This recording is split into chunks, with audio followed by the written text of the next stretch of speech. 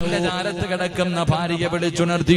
എന്നിട്ട് തന്റെ മക്കളുടെ റൂമിലേക്ക് കടന്നു ചെന്നിട്ട് അവിടെ നിന്ന് പറയുന്നു, മക്കളെ എഴുന്നേറ്റ് നിസ്കരിക്കടാ. തന്റെ മക്കൾ ഉറങ്ങുകയാണ്, നിസ്കരിക്കാൻ എഴുന്നേക്കുന്നില്ല. ആ സമയത്ത് വാപ്പ തന്റെ മക്കളുടെ ചാരത്ത് പോയിരിക്കും. എന്നിട്ട് ഖുർആനിലെ ഒരായത്ത് ഓതുകയാണ്. ഉറങ്ങുന്ന മക്കളുടെ ചാരത്ത് നിസ്കരിക്കാൻ വിളിച്ച എഴുന്നേക്കാത്ത മക്കളുടെ ചാരത്ത് ഒരു പിതാവ് ചെന്നിരുന്നിട്ട് അല്ലാഹുവിന്റെ ഖുർആനിലെ ഒരായത്ത് ഓതുകയാ. ഓതിക്കൊടുക്കുവാപ്പാ, ഈ ആയത്ത് നിന്റെ പൊന്നാര മക്കളുടെ ചെവിയിലും ഓതിക്കൊടുക്ക്. ഏത് മോനും വിശ്വാസമുണ്ടോ? മരിക്കേണ്ടവനാണെന്നുള്ള വിശ്വാസമുണ്ടോ? ഖബറിന്റെ അകത്ത് കിടക്കേണ്ടവനാണെന്നുള്ള വിശ്വാസമുണ്ടോ? എങ്കിൽ കിടന്നുറങ്ങുന്ന മക്കളുടെ ചാരത്ത് നാളെ മുതൽ സുബഹിക്ക് എഴുന്നേറ്റ് ചെന്നിട്ട് മക്കളോട് പറയണം, എഴുന്നേറ്റ് നിസ്കരിക്കണം. ഇല്ല വാപ്പാ, ഇല്ല വാപ്പാ എന്ന് പറഞ്ഞുകൊണ്ട് തിരിഞ്ഞു കിടക്കുന്ന മക്കളുടെ ചെവിയിൽ അവിടെ നിന്ന് ഖുർആനിലെ ഒരായത്ത് ഓതി കൊടുക്കണം. വഅ്മുർ അഹ്ലക ബിസ്സലാത്തി വസ്തബിർ അലൈഹാ. അല്ലാഹുവിന്റെ ഖുർആനാ പറയുന്നത്. ഓതിക്കൊടുക്കേണ്ട ആയത്തേതെന്നറിയുമോ? ഓതിക്കൊടുക്കേണ്ട ആയത്തേതെന്നറിയുമോ? ഈ ആയത്ത് ഓതിയാൽ അല്ലാഹു തരുന്ന പ്രതിഫലം എന്താ? ഈ ആയത്തിന്റെ അകത്ത് അല്ലാഹു പറയുന്നത് എന്തെന്നറിയുമോ? വാപ്പാ നേരെ ഇരുന്ന് കേൾക്കു വാപ്പാ. ഈ സദസ്സിലിരിക്കുന്ന പല വാപ്പമാരും പല ചെറുപ്പക്കാരും ഉസ്താദേ കച്ചവടമൊക്കെ വല്ലാതെ തകർന്നിരിക്കുകയാണ്. ഗൾഫ് മുഴുവനും തകർന്നു. പടച്ചവനെ കടയിൽ ജോലി ചെയ്യുന്ന സ്റ്റാഫിന് പോലും പൈസ കൊടുക്കാറില്ല. വല്ലാത്ത പ്രതിസന്ധിയിലോ. എങ്ങനെയാണ് മക്കളെ പോറ്റി വളർത്തുന്നത്? എങ്ങനെയാണ് മക്കളുടെ വിവാഹം നടത്തുന്നത്? അല്ലാഹുവേ, വല്ലാത്ത പ്രയാസം പറയുന്നവര് എന്റെ പ്രിയപ്പെട്ടവരോട് പറയുന്നു, അല്ലാഹുവിന്റെ ഖുർആനാ പറഞ്ഞത്. അതാ നിസ്കരിക്കാതെ കിടന്നുറങ്ങുന്ന മക്കളുടെ ചാരത്ത് ഏതെങ്കിലും ഒരു വാപ്പാ, അല്ലെങ്കിൽ ശബ്ദം കേൾക്കുന്ന ഏതെങ്കിലും ഒരു പെണ്ണ്, അല്ലാഹുവേ, രാവിലെ കിടന്നുറങ്ങുന്ന മക്കളുടെ ചാരത്ത് ചെന്നിട്ട് 18 വയസ്സ് തികഞ്ഞ പൊന്നുമോളെ, മോളെ നിസ്കാരം നിർബന്ധമാ, മോളെ നിസ്കാരം നിർബന്ധമാ, എഴുന്നേക്കടി പൊന്നുമോള്. കല്യാണം കഴിഞ്ഞ് ഭർത്താവിന്റെ കൂടെ കിടപ്പറക്കകത്ത് കിടന്നുറങ്ങുന്ന മക്കളുടെ വീടിന്റെ കവാടത്തിൽ ചെന്നിട്ട് അതാ അവിടുന്ന് തട്ടികെട്ട് വിളിക്കുന്നു, മോളെ എഴുന്നേക്ക് മോളെ, നിസ്കരിക്കാതെ ഈ വീടിന്റെ അകത്ത് കിടന്നുറങ്ങല് എന്ന് പറഞ്ഞുകൊണ്ട് മകളെയും മരുമകനെയും നിസ്കരിക്കാർ വിളിച്ചുണർത്തുന്ന ഉമ്മ. അല്ലാഹു നിങ്ങൾക്ക് തരുന്ന പ്രതിഫലം എന്തെന്നറിയുമോ? ഈ ആയത്ത് പഠിച്ചോ. ഈമാൻ ഉണ്ടെങ്കിൽ ഈ ശഅബാനിന്റെ രാത്രി ഇവിടെ ഇരുന്നിട്ട് നാളെ മുതൽ ഓതാൻ ഈ ആയത്ത് പഠിച്ചോ. സൂറത്തു ത്വാഹയാണ് പറയുന്നത്. അല്ലാഹുവിന്റെ പരിശുദ്ധമായ ഖുർആൻ സൂറത്തു ത്വാഹ. ആ സൂറത്തു ത്വാഹയുടെ 136ാമത്തെ ആയത്തെടുത്ത് പഠിച്ചു വെച്ചോ. വഅ്മുർ അഹ്ലക ബിസ്സലാത്തി വസ്തബിർ അലൈഹാ ലാ നസ്അലുക റിസ്കാ നഹ്നു നർസുഖുഹു. അല്ലാഹുവേ, ഉമർ തങ്ങൾ കിടന്നുറങ്ങുന്ന മക്കളുടെ ചാരത്ത് ചെന്നിട്ട് അവിടെ നിന്ന് പറയുന്നു, മോനെ എഴുന്നേറ്റ് നിസ്കരിക്കടാ. നിസ്കരിച്ചാൽ അല്ലാഹു തരുന്ന ഒന്നാമത്തെ പ്രതിഫലം എന്തെന്നറിയുവോ? അല്ലാഹു മക്കൾക്ക് പറഞ്ഞു കൊടുക്കാ. നമുക്ക് അല്ലാഹു ഭാഗ്യം നൽകി അനുഗ്രഹിക്കുമാറാകട്ടെ. അല്ലാഹുവിന്റെ പരിശുദ്ധമായ ഖുർആൻ പറയുന്ന ഈ ആയത്ത് പഠിച്ചു വെച്ചോ. ഏത് നിസ്കരിക്കാതെ കിടങ്ങുന്ന ഭർത്താവാണെങ്കിലും ഭാര്യയാണെങ്കിലും മക്കളാണെങ്കിലും ആരാണെങ്കിലും അവരുടെ ചാരത്ത് ചെന്നിട്ട് നാളെ മുതൽ ഈ ആയത്ത് പറഞ്ഞു കൊടുക്കണം. അല്ലാഹു ഭാഗ്യം തരുമാറാകട്ടെ. ഇൻഷാ അല്ലാഹ് പറഞ്ഞു കൊടുക്കോ? പറഞ്ഞു കൊടുക്കോ? മടിവല്ലോ ഉണ്ടോ നിങ്ങൾക്ക്? പറഞ്ഞു കൊടുക്കോ? ഈ ആയത്ത് നീ ഓതിക്കൊടുത്താൽ നിനക്കും അല്ലാഹു തരും. നീ പേടിക്കണ്ട. ഓതുന്ന നിനക്കും നിന്റെ പെണ്ണും പിള്ളയ്ക്കും നിന്റെ മക്കൾക്കും അല്ലാഹു തരുന്ന പ്രതിഫലം, നിന്റെ കുടുംബത്തിന് അല്ലാഹു തരുന്ന പ്രതിഫലം. ഖുർആനാ പറഞ്ഞ, ഹദീസല്ല. അല്ലാഹുവിന്റെ ഖുർആനാ പറഞ്ഞത്. വിശ്വാസമുണ്ടെങ്കിൽ ചെയ്യ്. അല്ലാഹു നമുക്ക് ഈമാൻ നൽകി അനുഗ്രഹിക്കുമാറാകട്ടെ. അല്ലാഹു ഈമാൻ നൽകി അനുഗ്രഹിക്കുമാറാകട്ടെ. ആമീൻ പറ, ആമീൻ പറ. അല്ലാഹു ഈമാൻ നൽകി അനുഗ്രഹിക്കുമാറാകട്ടെ. എന്തേ പറഞ്ഞു കൊടുക്കേണ്ടത്? എന്തേ പറഞ്ഞു കൊടുക്കേണ്ടത്? നീ 10 വയസ്സുകാരനോട് പറഞ്ഞു കൊടുക്കും, മോനേടാ പഠിക്കടാ, പരീക്ഷ 10ാം ക്ലാസ് തുറക്കുന്നതിന് മുമ്പേ. 10ാം ക്ലാസ് ഇപ്പൊ പരീക്ഷ കഴിഞ്ഞേ ഉള്ളൂ. കഴിഞ്ഞില്ലേ ഇപ്പൊ 10ാം ക്ലാസ്സിന്റെ പരീക്ഷ? 10ാം ക്ലാസ്സിന്റെ പരീക്ഷ കഴിഞ്ഞു, ഇപ്പൊ വെക്കേഷനാ. ഇപ്പൊ എന്താ പരിപാടി? വെക്കേഷൻ. ഇപ്പൊ വാപ്പായും ഉമ്മായും ചെയ്യുന്ന എന്തിനാ? റോഡിന്റെ സൈഡിൽ 2 ബെഞ്ചും ഡെസ്കും പിടിച്ചിട്ട് അള്ളാഹുവെ പടച്ചവനെ കുറച്ച് ഉപ്പിലിട്ട നെല്ലിക്ക, കുറച്ച് ഉപ്പിലിട്ട മാങ്ങ കൊണ്ടുവച്ചിട്ട് ബിസിനസ് പണക്കാരനാക്കാൻ നോക്കാൻ നീ. ഇന്ന് വാപ്പയിന്ന് എന്താ? ചെറിയ മക്കള് 10ഓ 12ഓ വയസ്സേ ഉള്ളൂ, അവനെ കൊണ്ടുപോയി റോഡിന്റെ ചാരത്തിരുന്നിട്ട് അംബാനിയാക്കാൻ പഠിപ്പിക്കുന്നു നിങ്ങള് അല്ലേ? അള്ളാഹു ഹിദായത്ത് നൽകി അനുഗ്രഹിക്കുമാറാകട്ടെ അല്ലേ? ഇന്ന് മക്കൾക്ക് പറഞ്ഞു കൊടുക്കുക. ഇപ്പൊ 10ാം ക്ലാസ് ഒക്കെ വരുന്നു, ഇപ്പൊ പരീക്ഷ അങ്ങോട്ട് കഴിഞ്ഞതേ ഉള്ളൂ, സ്കൂള് തുറന്നില്ല. നമ്മളൊരു പഴഞ്ചൊല്ലുണ്ട്, തോക്കിനകത്ത് കയറി വെടിവെക്ക. 10ാം ക്ലാസ്സില് ഇനി സ്കൂള് തുറന്ന് പഠിപ്പിക്കണ്ട, സാറന്മാര് പഠിപ്പിക്കുന്നതിന് മുമ്പ് ട്യൂഷന് വിട്ടു തുടങ്ങും.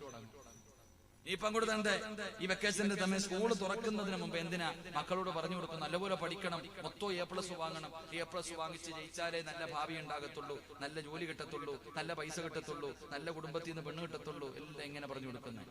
എങ്കിലും വാപ്പ നിനക്ക് പറഞ്ഞു കൊടുക്കേണ്ടതൊന്നുമല്ല, വാപ്പ പറഞ്ഞു കൊടുക്കേണ്ടതൊന്നുമല്ല. അല്ലാഹുവിന്റെ പരിശുദ്ധമായ ഖുർആൻ പറയുകയാ, മഹാനായ സയ്യിദനാ ഉമർ ഇബ്നുൽ ഖത്താബ് റളിയല്ലാഹു തആല അൻഹു തന്റെ മക്കളുടെ ചാരത്ത് ചെന്നിട്ട് പറയുന്നു, മക്കളെ എഴുന്നേറ്റ് നിസ്കരിക്കടാ. നിസ്കരിച്ചാൽ അല്ലാഹു തരുന്ന ഒന്നാമത്തെ പ്രതിഫലം എന്തെന്നറിയുവോ?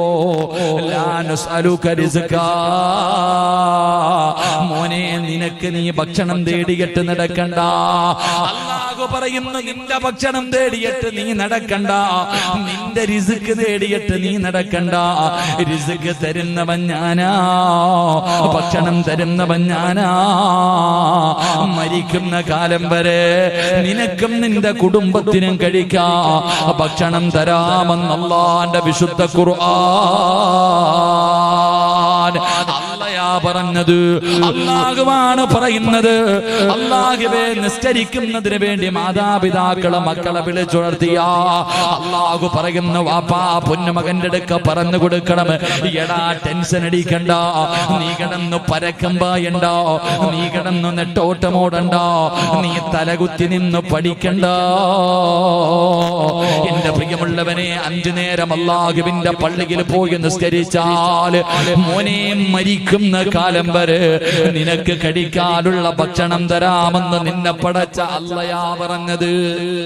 അല്ലാഹുവാണ് പറയുന്നത്, എനിക്കെന്റെ ഭാര്യയെയും മക്കളെയും കുറിച്ച് യാതൊരു പേടിയുമില്ല, എനിക്കെന്റെ ഭാര്യയെയും മക്കളെയും കുറിച്ച് യാതൊരു പേടിയുമില്ല. അല്ലാഹു പറഞ്ഞു, സിറാജേ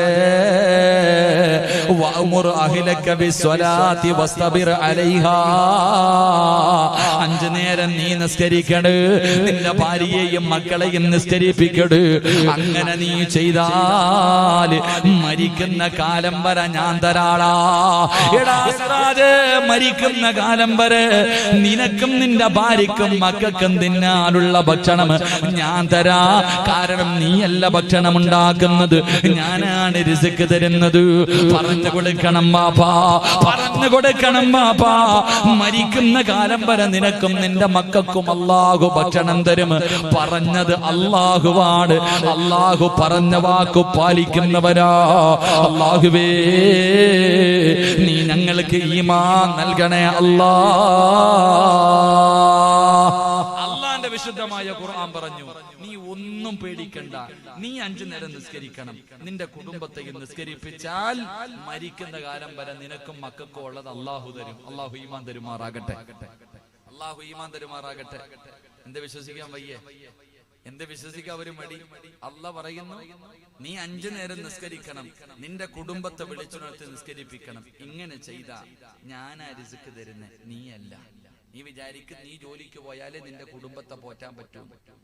നീ വിചാരിക്കുന്നത് സിറാജ് വാദിന് പോയാലേ, അല്ലെങ്കിൽ പള്ളി ജോലിക്ക് പോയാലേ, അല്ലെങ്കിൽ നീ കടയിൽ പോയി ശരീവക്ക യൂസഫക്ക കടയിൽ പോയി ഇരുന്നാലേ എന്റെ കുടുംബത്തെ പോറ്റാൻ പറ്റൂ എന്ന് വിചാരിച്ചിട്ട് രോഗം പിടിച്ചടക്കുമ്പോൾ എഴുന്നേറ്റ് പോകുന്നും വേണ്ട. നമുക്ക് അങ്ങനെ വിശ്വാസം വേണ്ട, അത് തെറ്റിദ്ധാരണയാണ്. കാരണം ഞാൻ എന്റെ ഉമ്മാടെ വയറ്റിൽ കിടന്നപ്പോ തന്നെ അല്ലാഹ് എനിക്കുള്ളത് മൊത്തം എഴുതി വെച്ചിരിക്കുക. ഇനിയിപ്പോ മാറ്റാൻ പറ്റുമോ?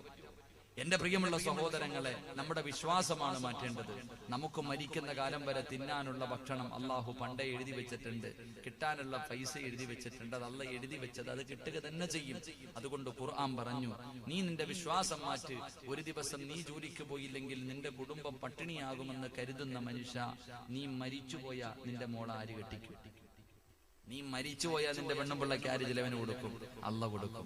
ആ അള്ള തന്നെയാ പറഞ്ഞ് 5 നേരം നീ നിസ്കരിക്ക്, ഭാര്യയും മക്കളെയും വിളിച്ചുണർത്ത് നിസ്കരിപ്പിക്ക്, മരിക്കുന്ന കാലം വരെ അള്ളാഹു നിനക്ക് അന്നം തരുമെന്ന് അള്ളാഹുവിന്റെ വിശുദ്ധ ഖുർആൻ. അള്ളാഹു നമുക്ക് ഈമാൻ നൽകുമാറാകട്ടെ. ഇതാണ് പറഞ്ഞു കൊടുക്കേണ്ടത് വാപ്പ, ഇതാണ് വാപ്പ പറഞ്ഞു കൊടുക്കേണ്ടത്. ഇതെങ്ങനെ വാപ്പ പറയോ? ഏതെങ്കിലും ഉമ്മ പറയോ? അതെങ്ങനെ പറയാനാ?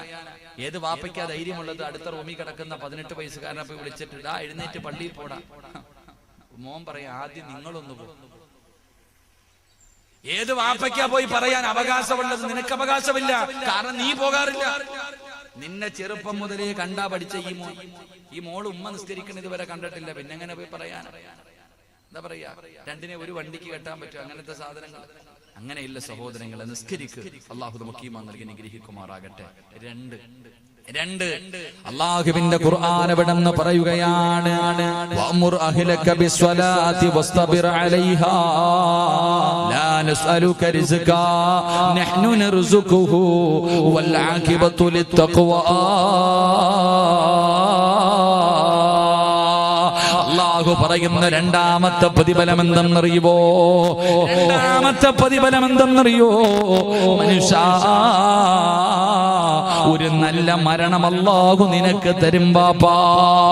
അല്ലാഹുവിന്റെ ഖുർആനാ പറയുന്നത്. നിനക്കൊരു നല്ല മരണം വേണോ? വെള്ളിയാഴ്ച രാവിലെ മരണം വേണോ? എപ്പോഴും പറയും ഉമ്മ മരിച്ചത് വെള്ളിയാഴ്ചയാണ്, തഹജ്ജുദ് നിസ്കരിച്ചിട്ടിരിക്കുമ്പോഴാണ്. എന്റെ വാപ്പ ലാ ഇലാഹ ഇല്ലല്ലാഹ് എന്ന് പറഞ്ഞു കൊടുത്തപ്പോ വെള്ളം കുടിച്ചിട്ട് പറയുന്നത് ഞാൻ കേട്ടു ഉസ്താദ് എന്ന് പറയുന്നതിൽ ഒരു കാര്യവുമില്ല. എന്റെ പ്രിയപ്പെട്ടവരോട് പറയുന്നു, നിനക്കൊരു നല്ല മരണം വേണോ? നിനക്കൊരു നല്ല മരണം വേണോ? നാളെ മക്കളോട് പറയണം, എഴുന്നേറ്റ് നിസ്കരിച്ചാൽ അല്ലാഹു തരുന്ന രണ്ടാമത്തെ പ്രതിഫലം ചിരിക്കുന്ന മുഖത്തോടെയുള്ള യാത്രയാ, സ്വർഗം കണ്ടിട്ടുള്ള മരണമാ.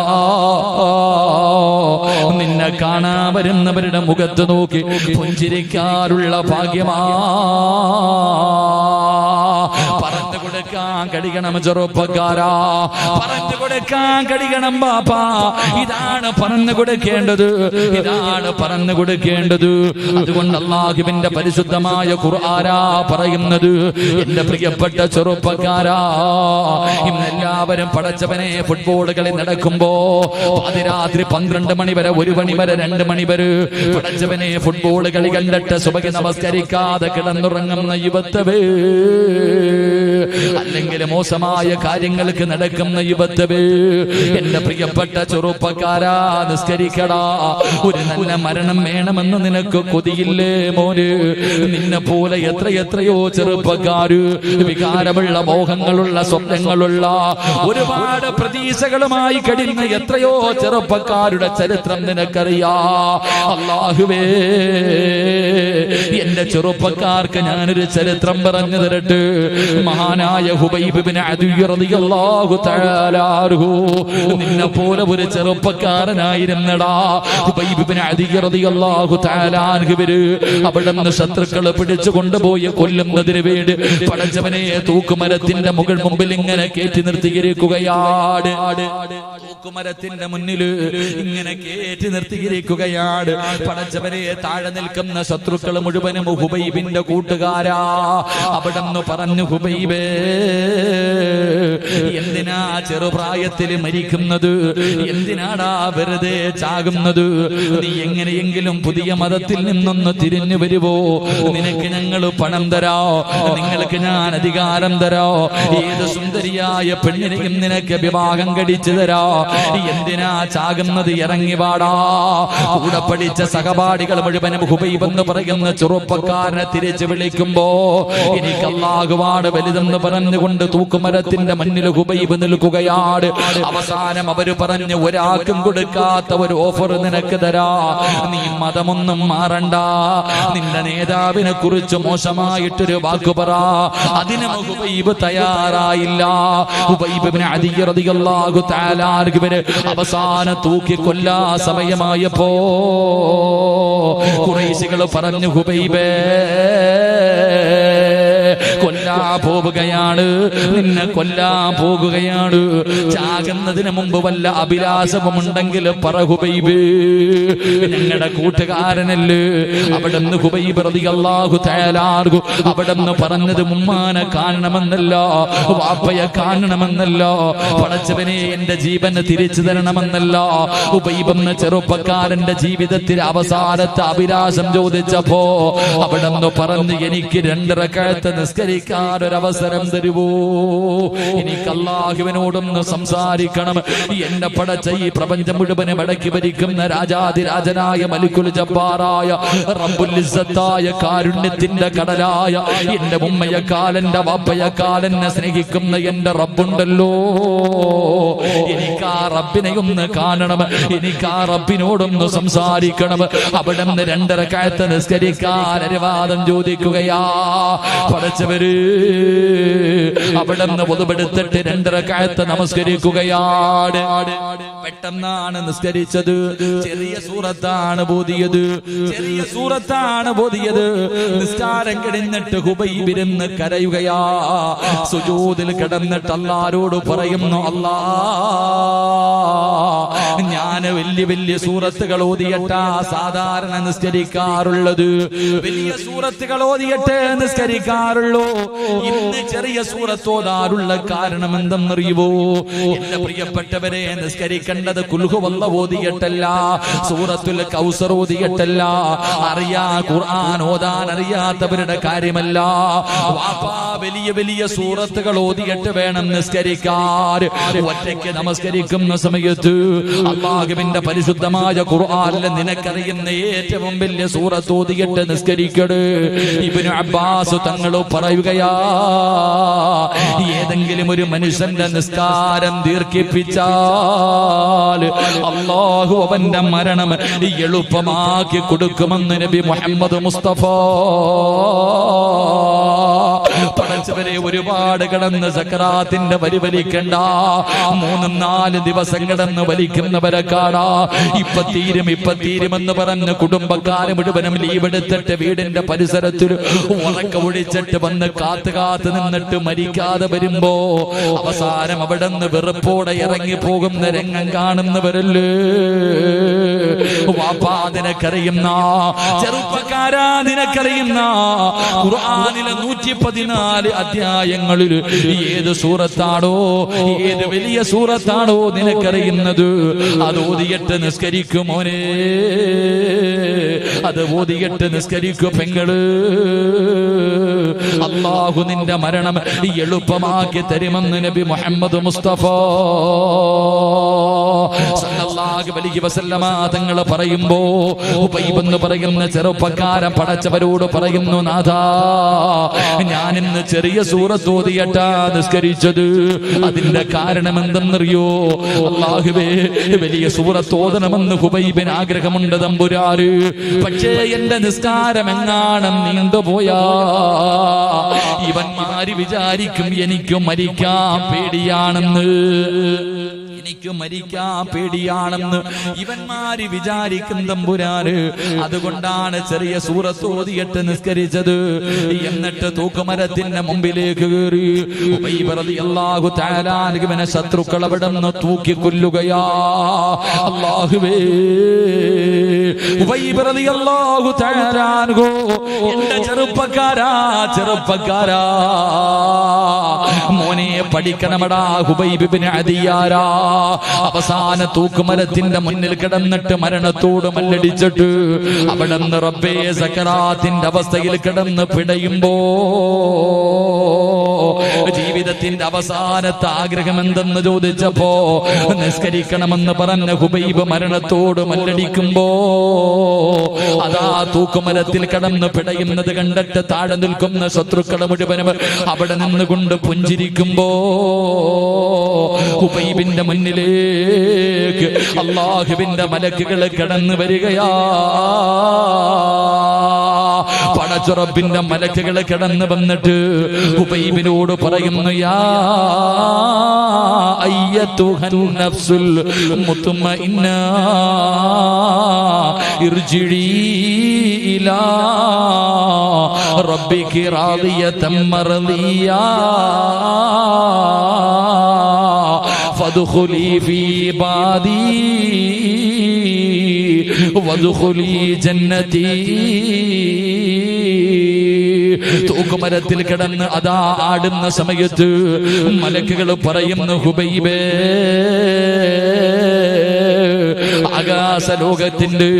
ആകാശത്തിന്റെ കവാടങ്ങൾ മുഴുവനും തുറന്നിട്ട് കൊണ്ട് മലക്കുകൾ നിരന്ന് നിൽക്കുന്നത് കണ്ടോ ഹുബൈബേ? എല്ലാവരും ചിരിക്കുന്ന മുഖത്തോട് അതാ കാത്തു നിൽക്കുന്നത് കണ്ടോ ഹുബൈബേ? എന്തിനാണെന്നറിയുവോ ഹുബൈബേ? നിന്റെ റൂഹിനെ സ്വീകരിക്കാനാ, നിന്നെ കൊണ്ടുപോകാനാ. അതുകൊണ്ട് കരയല്ല്, വേദനിക്കല്ല്, പ്രയാസപ്പെടണ്ട എന്ന് പരിശുദ്ധമായ ഖുർആൻ അവിടുന്ന് ഓതിക്കൊടുക്കുകയാ. ഹുബൈബ് റളിയല്ലാഹു തആല അൻഹു അവിടുന്ന് മരണപ്പെടുകയാണ്. പടച്ചവനെ, ജനാസ അവിടുന്ന് അഴിച്ചിറക്കുന്നില്ല, തൂക്കുമരത്തിൽ തന്നെ കെട്ടിക്കെട്ടിരിക്കുകയാണ്. പടച്ചവനെ, ദിവസങ്ങൾ കഴിഞ്ഞു. അല്ലാഹുവിന്റെ പ്രവാചകൻ അവിടുന്ന് പറഞ്ഞു, സ്വഹാബ, ആരെങ്കിലും പോയി ഹുബൈബിന്റെ ജനാസയൊന്ന് കൊണ്ടുവാ സഹാബ, നമുക്ക് കബറടക്കണ്ടേ സഹാബ. അല്ലാഹുവിന്റെ പ്രവാചകൻ അവിടുന്ന് സ്വഹാബികളോട് പറയുകയാ, ആരാ കൊണ്ടുവരുന്നത്? ഹുബൈബിന്റെ ജനാസ കൊണ്ടുവരുന്നത് ആരാണ്? ഒരു സ്വഹാബി പറഞ്ഞു, യാ റസൂലല്ലാഹ്, ഞാൻ കൊണ്ടുവരാ നബിയേ. ഹുബൈബ് റളിയല്ലാഹു തആല അൻഹുവിന്റെ ജനാസ കൊണ്ടുവരുന്നതിന് വേണ്ടി ഈ ചെറുപ്പക്കാരനായ സ്വഹാബി കടന്നു വരുമ്പോ കണ്ട കാഴ്ച എന്തെന്നറിയുവോ? ജനങ്ങൾ മുഴുവനും കൂടി നിൽക്കുകയാണ്, ജനങ്ങൾ മുഴുവനും കൂടി നിൽക്കുകയാണ്. ആ സമയത്ത് റബ്ബേ, ഒരു പെണ്ണോടി വരികയാ. സുന്ദരിയായ യുവത്വത്തിന്റെ നിലവിലൂടെ നടന്നു പോകുന്ന ഒരു പെണ്ണ് ശത്രുക്കളുടെ ഭാഗത്തേക്ക് ഓടി വരികയാണ്.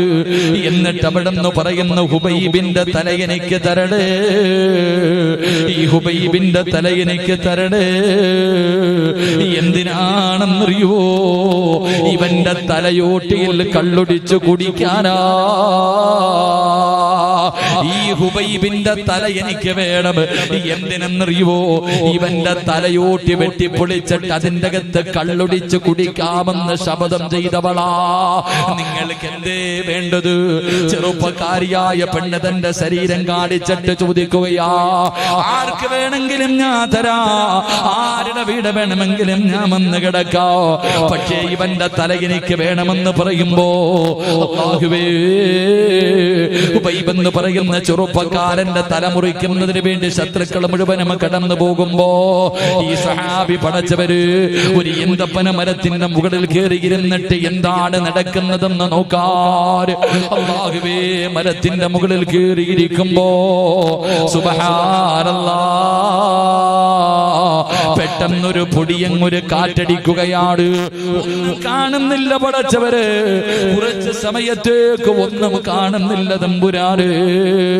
അല്ലാഹുവേ, ഈന്തപ്പന മരത്തിന്റെ മുകളിലിരിക്കുന്ന സ്വഹാബി നോക്കുമ്പോ സുബ്ഹാനല്ലാഹ്, തൂക്കുമരത്തിൽ കിടന്ന ഹുബൈബിന്റെ ജനാസ കാണുന്നില്ല. അവിടെ കിടന്ന ജനാസ കാണുന്നില്ല. മരത്തിന്റെ മുകളിൽ നിന്ന് ഇറങ്ങിയിട്ട് ഇലാ ഹദറത്തി റസൂലില്ലാഹ്, മുത്തുനബിയുടെ മുന്നിലേക്ക് ഓടുകയാ. യാ റസൂലല്ലാഹ്, ഹുബൈബിന്റെ ജനാസ കാണുന്നില്ല നബിയേ, ഹുബൈബിന്റെ ജനാസ കാണുന്നില്ല നബിയേ. മുത്തുനബി പറഞ്ഞതെന്തെന്നറിയുവോ? മുത്തുനബി പറഞ്ഞതെന്തെന്നറിയുവോ? എടാ ചെറുപ്പക്കാരാ, നിന്നെ പോലെയുള്ള എത്രയോ ചെറുപ്പക്കാര് നമസ്കരിക്കാതെ പടച്ചവനെ ആണും പെണ്ണും കെട്ട രീതിയിൽ മുടിയും വളർത്തികെട്ട് പള്ളിയുടെ മുന്നിലൂടെ നടന്നാൽ പള്ളിക്ക് പള്ളിക്കകത്ത് കയറാത്ത സമയത്ത് അല്ലാഹുവിന്റെ പള്ളിയുടെ മിനാരത്തിൽ നിന്ന് ബാങ്ക് വിളിക്കുമ്പോ നിസ്കരിക്കുന്നതിന് വേണ്ടി പള്ളിക്കകത്ത് കയറുന്ന ചെറുപ്പക്കാരാ, ഇതെല്ലാവർക്കും അല്ലാഹു കൊടുക്കുന്ന പ്രതിഫലമല്ല. അങ്ങനെ കയറുന്നവർക്ക് കേറാത്തവന്റെ നടുവിലൂടെ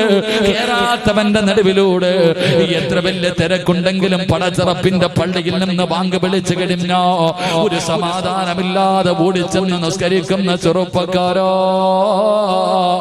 നിനക്ക് അല്ലാഹു തരുന്ന ഒന്നാമത്തെ പ്രതിഫലം മരിക്കുന്ന കാലം വരെ നിനക്ക് പടച്ചറപ്പ് ഭക്ഷണം തരികയാ. 2 ഒരു നല്ല മരണമാടാ. എവിടെയെങ്കിലും കിടന്ന് ചാകുകയല്ല, എവിടെങ്കിലും കിടന്ന് എങ്ങനെയെങ്കിലും കള്ളു കുടിച്ചിട്ട് വ്യഭിചരിച്ചിട്ട് എങ്ങനെയെങ്കിലും കിടന്ന് ചാവുകയല്ല. അല്ലാഹു നല്ല ഒരു മരണം നിനക്ക് തരും മോനെ. 3 അല്ലാഹുവിന്റെ റസൂൽ പറഞ്ഞു, സ്വഹാബാ ഹുബൈബിന്റെ ജനാസ മലക്കുകൾ കബറടക്കി. സ്വഹാബാ 5 നേരം നിസ്കരിക്കുന്ന വാപ്പമാരെ, കുടുംബത്തെ വിളിച്ചുണർത്തുന്ന വാപ്പമാരെ, അവസാനം നിന്റെ മയ്യത്ത് കുളിപ്പിച്ച് വീടിന്റെ അകത്ത് കയറ്റിക്കിടത്തിയിട്ട് വെള്ള തുണിയെടുത്തിട്ട് നിന്റെ ജനാസ പൊതിയുമ്പോ നിനക്കുള്ള ദ്വാരം പഞ്ഞി കൊണ്ടടയ്ക്കുന്നേ. കാണേണ്ടവർ കണ്ടോ, ഇതാ പൊതിയുന്നേ. മയ്യത്തു കട്ടിൽ തോളിലേക്കുയരുന്നേ. പുരയ്ക്കുള്ളിലപ്പോൾ രോദനം ഉയരുന്നേ. അരുമക്കിടാങ്ങൾ വാപ്പയെ വിളിക്കുന്നേ. അതിനുത്തരം നൽകാതെ നീ കിടക്കുന്നേ. പടച്ചവനെ, ഒരു ദിവസം ഈ പള്ളിയുടെ ഏതോ ഒരു ഭാഗത്തിരിക്കുന്ന പൊടിയടിച്ച മയ്യത്ത് കെട്ടിലുണ്ടല്ലോ, 6 പേര് 4 പേര് ചുമന്നുകൊണ്ട് നിന്റെ വീടിന്റെ മുന്നിൽ ഒരു ദിവസം കൊണ്ടുവെക്കുകയാണ്. എന്നിട്ട് നിന്റെ കൊട്ടാരത്തിന്റെ അകത്ത് നിന്ന് 5 നേരം പടച്ചറപ്പിന്റെ ഭവനത്തിൽ വന്ന് നിസ്കരിച്ച ചെറുപ്പക്കാരാ, നിന്റെ ജനാസ മയ്യത്ത് കെട്ടിൽ എടുത്തു വെച്ചിട്ട് ലാ ഇലാഹ ഇല്ലല്ലാഹ് എന്ന് പറഞ്ഞുകൊണ്ട് ഈ പള്ളിയിലേക്ക് കൊണ്ടുവരുമല്ലോ. ആര് വരണമടാ? നിന്റെ ജനാസ കൊണ്ടുവരുമ്പോ നിന്റെ മയ്യത്ത് നിസ്കരിക്കാ, നിന്റെ ജനാസ കബറടക്കാ. അല്ലാഹുവിന്റെ മലക്കുകൾ വരണ്ടേടാ പൊന്നുമോര്. ഇവിടത്തെ പള്ളിപ്പറമ്പ് മുഴുവനും അല്ലാഹുവിന്റെ 70,000 മലക്കുകൾ കൊണ്ട് നിറയണ്ടേ. നിന്റെ ജനാസ നിസ്കരിക്കാ 70,000 മലക്കുകൾ ഇറങ്ങണ്ടേ. ജനിച്ചത് മുതൽ മരിക്കുന്ന കാലം വരെ ഒരു പാപവും പറയാത്ത, ഒരു പാപവും കാണാത്ത, ഒരു പാപവും ചെയ്യാത്ത മലക്കുകൾ ഈ പള്ളി നിറച്ച് നിനക്ക് മയ്യത്ത് നിസ്കരിക്കാൻ കൂടണ്ടേ. അതല്ല തരുന്ന 3ാമത്തെ പ്രതിഫലമാ. അത് നിസ്കരിക്കുന്നവൻ അല്ല കൊടുക്കുന്ന പ്രതിഫലമാ. അതെല്ലാവർക്കും കിട്ടുന്നതല്ല, അതെല്ലാവർക്കും കിട്ടുന്നതല്ലോ. അത് 5 വഖത്ത് നിസ്കരിക്കുന്നവർക്ക് പടച്ചവൻ കൊടുക്കുന്ന ഒരു പ്രതിഫലമാ. അതുകൊണ്ട് എന്റെ പ്രിയപ്പെട്ടവരോട്, എന്റെ പ്രിയമുള്ള സഹോദരങ്ങളോട്, എന്റെ പ്രിയപ്പെട്ട ഉമ്മമാരോട്, വാപ്പമാരോട്, വെക്കേഷന്റെ സമയമാണല്ലോ. പടച്ചവനെ, മക്കളുടെ മക്കളൊക്കെ വീട്ടിൽ വരുമല്ലോ. അവസാനം വൈകുന്നേര സമയമാകുമ്പോ ഉമ്മുമ്മയുടെ മടിത്തട്ടിൽ കിടന്നിട്ട് പറയും, ഉമ്മ എനിക്കൊരു കഥ പറഞ്ഞതാ ഉമ്മ. കൊച്ചുമക്കളൊക്കെ കഥ ചോദിക്കുന്ന കാലവാ. മക്കളൊക്കെ പടച്ചവനെ, മക്കളൊക്കെ വെക്കേഷനായത് കാരണം വീട്ടിൽ വരും. മക്കളുടെ മക്കളൊക്കെ വീട്ടിൽ വന്ന് വാപ്പയുടെയും ഉമ്മയുടെയും കൂടെ കുറച്ച് ദിവസം നിൽക്കാൻ വരുമല്ലോ. ആ സമയത്ത് കഥ ചോദിക്കുമ്പോ കള്ളക്കഥ പറയണ്ട, കള്ളം പറയണ്ട, ഇല്ലാത്ത കഥ പറഞ്ഞു കൊടുക്കണ്ട. ആ പിഞ്ചു കുഞ്ഞിന്റെ മനസ്സില്, ആ പിഞ്ചു കുഞ്ഞിന്റെ മനസ്സില് പറഞ്ഞു കൊടുക്കാൻ ഒരു നല്ല കഥ ഞാൻ പറഞ്ഞു തരാ, ഒരു നല്ല ചരിത്രം ഞാൻ പറഞ്ഞു തരാ.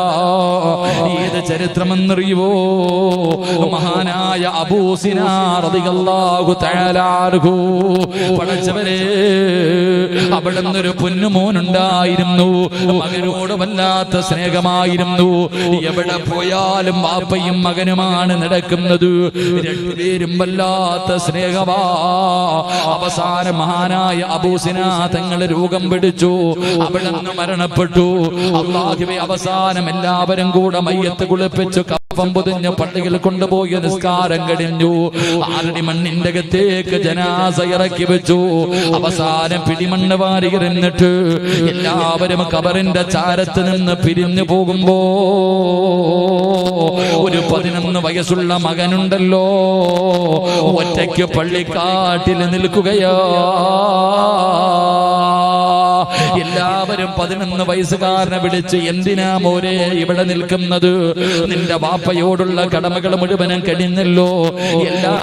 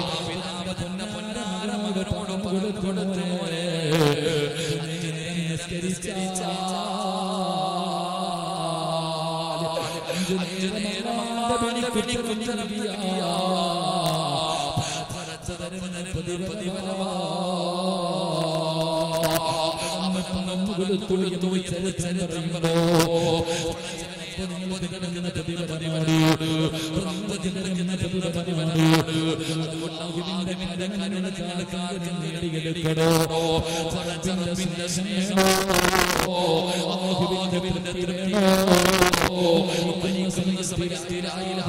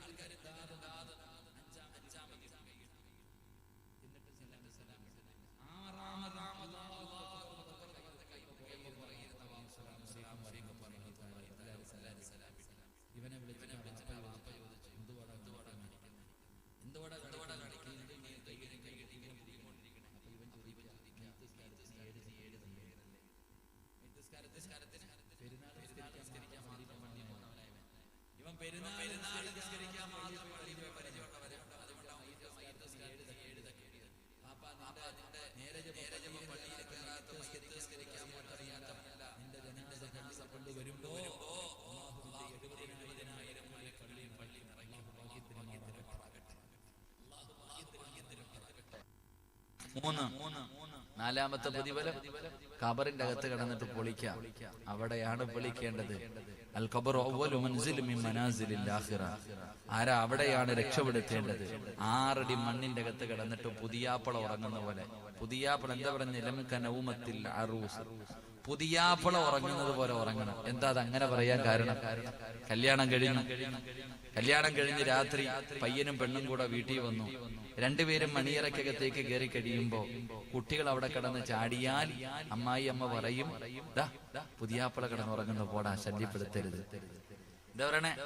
അവിടെ കിടന്ന് ബഹളം വെക്കല്ലേ, ഇപ്പൊ പുതിയാപ്പള കിടന്നുറങ്ങുന്നു എന്ന് പറഞ്ഞാൽ അവനെ ശല്യം ചെയ്യാൻ പാടില്ല, അവൻ പുതിയാപ്പളയാണ്. അതുകൊണ്ട് ഖബറിന്റെ അകത്ത് വരുന്ന മലക്കും പറയുന്നത് നിന്നെ ശല്യപ്പെടുത്താനൊന്നുമില്ല, പുതിയാപ്പള കിടന്നുറങ്ങണ പോലെ ഖിയാമത്ത് നാട് വരെ ഉറങ്ങിക്കോ. അള്ളാഹു ഭാഗ്യം തരുമാറാകട്ടെ. 5-ാമത്തെ പ്രതിഫലം, നീ മരിക്കാൻ കിടക്കുമ്പോ ലാ ഇലാഹ ഇല്ലല്ലാഹ് പറയാൻ വാടകയ്ക്ക് ആളെ വിളിക്കണ്ട, ആരെയും നീ വിളിക്കണ്ട. നിന്റെ റൂഹ് പിടിക്കുന്ന മലക്ക് തന്നെ നിനക്കത് പറഞ്ഞു തരും. അള്ളാഹു പറഞ്ഞു മരിക്കാൻ ഭാഗ്യം നൽകി അനുഗ്രഹിക്കുമാറാകട്ടെ.